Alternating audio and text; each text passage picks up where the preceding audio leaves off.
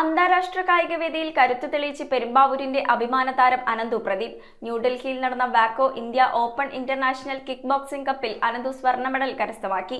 വിവിധ രാജ്യങ്ങളിൽ നിന്നുള്ള പ്രഗത്ഭരായ താരങ്ങളോട് മത്സരിച്ചാണ് ഈ മിടുക്കൻ ഉജ്ജ്വല വിജയം നേടിയത്. ഫെബ്രുവരി 4 മുതൽ 8 വരെ ന്യൂഡൽഹിയിൽ നടന്ന വാക്കോ Indian open international kick boxing കപ്പിലാണ് അനന്തു സ്വർണ്ണ മെഡൽ കരസ്ഥമാക്കിയത്. വിവിധ രാജ്യങ്ങളിൽ നിന്നുള്ള പ്രഗത്ഭരായ താരങ്ങളോട് മത്സരിച്ചാണ് ഈ മിടുക്കൻ ഉജ്ജ്വല വിജയം നേടിയത്.